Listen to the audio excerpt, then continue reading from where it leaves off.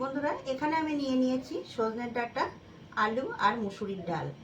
এই দিয়ে আজকে দারুণ স্বাদের একটা সজনের ডাঁটার রেসিপি আমি তৈরি করব। আসুন রেসিপিটা তৈরি করে নিই। তার আগে এখানে আমি সজনে ডাঁটাকে ধুয়ে কেটে নিয়েছি, আর সজনে ডাঁটা আলু দুটোই কিন্তু ধুয়ে পরিষ্কার করে নিয়েছি। এবার আমি রান্নার দিকে চলে যাব। গ্যাসের উপর কড়াইটা চাপিয়ে দিয়েছি। এখন আমি দিয়ে দেব সর্ষের তেল। তেলটাকে একটু গরম করে নিতে হবে। তেলটা গরম হয়ে গেছে, আমি সজনে ডাঁটাগুলোকে ভেজে নেব। প্রথমে সজনে ডাঁটা দিয়ে দেব।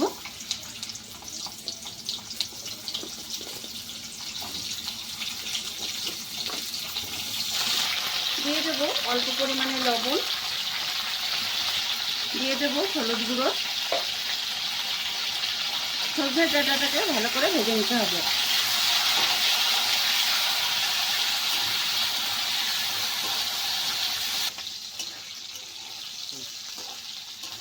সজনে ডাঁটাটাকে ভালো করে আমি ভেজে নিয়েছি। দেখুন, এরকমভাবে ভেজে নিতে হবে।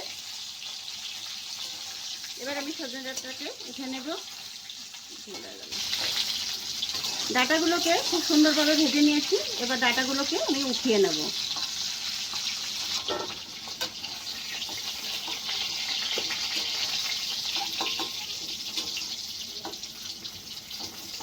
দিয়ে দেবো জিরে ফোড়ন। এখানে আমি তেলের মধ্যে জিরেটা ফোড়ন দিয়ে দিয়েছি। এর ভেতরে দিয়ে দেবো আলু।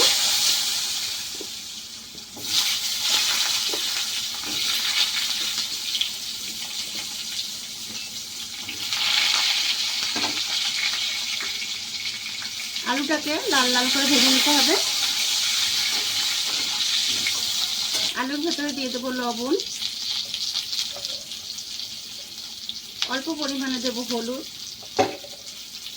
ভালো করে একটু ভেজে নেব।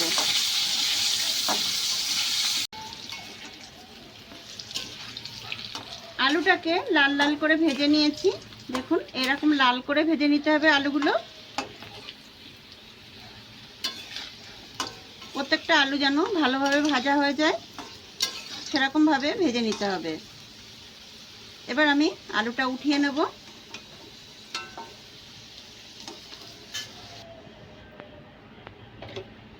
এখানে আমি একটা টমেটোকে পেস্ট করে রেখেছিলাম, তার তেলের মধ্যে দিয়ে দেব। দিয়ে ভালো করে একটুখানি কষিয়ে নেব। এর ভেতরে দিয়ে দেব জিরে আর লঙ্কা বাটা।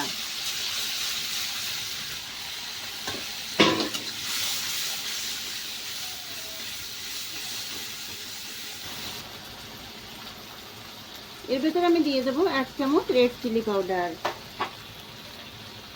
আর মশলা ধোয়া জলটা এর ভেতরে দিয়ে দেবো। মশলাটাকে ভালো করে একটু কষিয়ে নিতে হবে। দিয়ে দেবো স্বাদ মতো লবণ,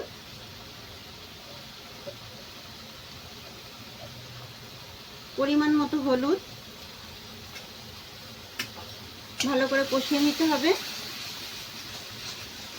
দেখুন, মশলাটা দিয়ে তেল ছাড়তে শুরু করেছে। এখন এই সময় দিয়ে দেবো সজনে ডাঁটা আর আলু। দিয়ে ভালো করে কষিয়ে নিতে হবে।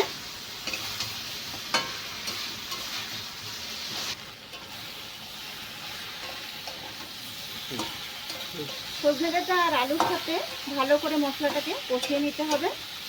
আর মশলাটা যখন কষানো হয়ে যাবে, তখন এর মশলা দিয়ে তেল ছাড়তে শুরু করবে। ভালো করে কষাতে হবে। ভালো করে না কষালে কিন্তু কাঁচা গন্ধটা থেকে যাবে।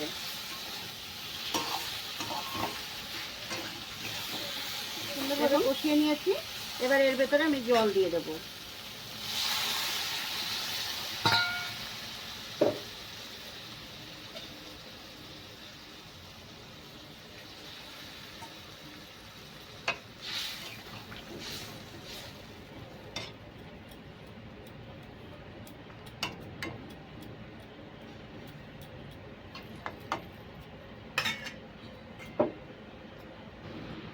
এখানে আমি এই বাটির 2 বাটি ডাল আমি জলের মধ্যে ভিজিয়ে রাখবো। এখানে আমি কাচের বাটি 2 বাটি ডাল ভিজিয়ে রেখেছিলাম। দেখুন, ডালটা খুব সুন্দরভাবে ভিজে গেছে। 2 বাটি ডালকে আমি এই যে ভিজিয়ে রেখেছিলাম, ডালটা খুব সুন্দরভাবে ভিজে গেছে। এবার এখানে আমি একটা মিক্সার গ্রাইন্ডার নিয়ে নেব, যার মধ্যে আমি আগে থেকে টমেটো পেস্ট করেছিলাম। এবার এর ভেতরে আমি দিয়ে দেব।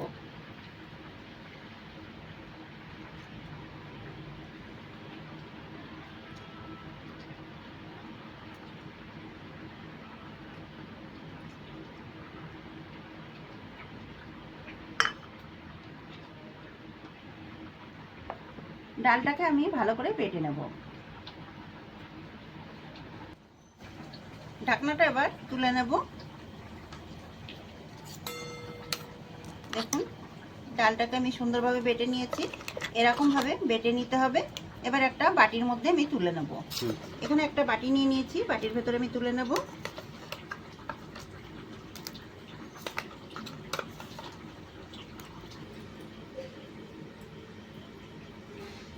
এর মধ্যে দিয়ে দেব অল্প পরিমাণে একটু লবণ,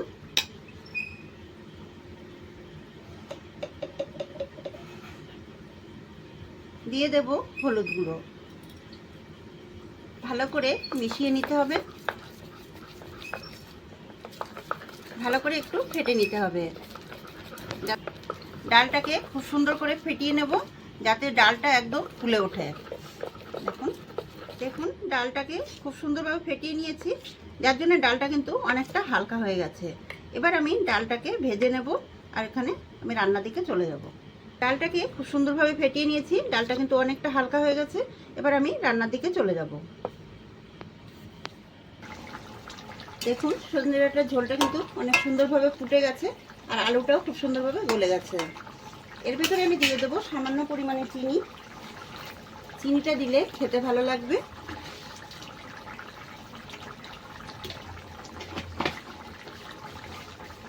এবার এটাকে আমি একটা সাইড করে নেব।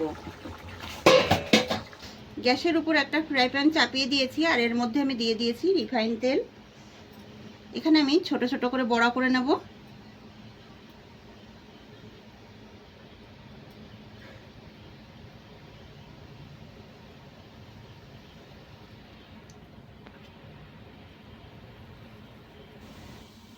বড়াটাকে উল্টে পাল্টে ভেজে নেব।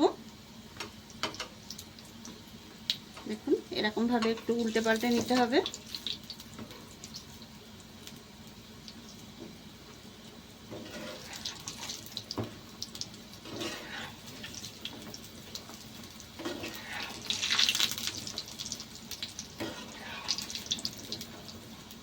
একটুখানি হালকা লাল লাল করে ভেজে নিতে হবে।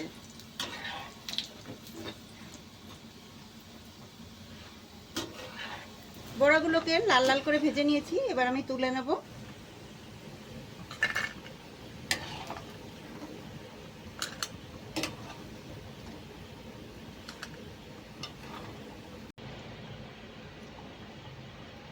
যে ডালের বড়াগুলো তৈরি করে রেখেছিলাম সেগুলোকে এর ভেতরে দিয়ে দেব।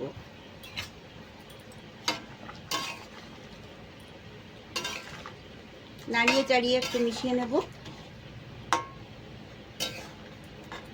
বড়াগুলো দিয়ে বেশি জাল দেওয়ার দরকার নেই, সামান্য একটুখানি ফুটিয়ে নিলেই হয়ে যাবে। তৈরি হয়ে গেছে আমার সজনে ডাঁটা দিয়ে আলু দিয়ে মুসুরির ডালের বড়া করে ঝোল ডাঁটার তরকারি। দেখুন কত সুন্দরভাবে হয়ে গেছে।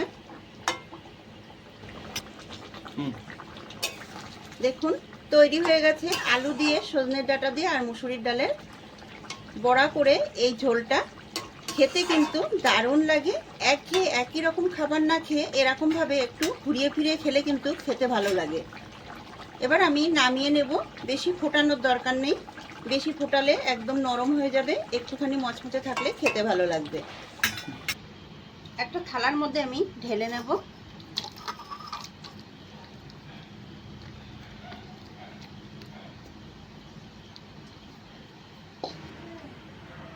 দেখুন বন্ধুরা তৈরি হয়ে গেছে আমার মুসুরির ডালের বড়া করে সজনে ডাঁটা আর আলুর ঝোল। এই রেসিপিটা একবার তৈরি করে খেয়ে দেখুন, খেতে কিন্তু দারুণ লাগে। একই রকম খাবার না খেয়ে একটুখানি ঘুরিয়ে ফিরে রান্না করলে খেতে কিন্তু খুবই ভালো লাগে। রেসিপিটা যদি আপনাদের ভালো লাগে লাইক কমেন্ট শেয়ার করবেন, সাবস্ক্রাইব করে পাশে থাকবেন। ভালো থাকবেন, সুস্থ থাকবেন। দেখা হবে পরবর্তী ভিডিওতে নতুন রেসিপি নিয়ে।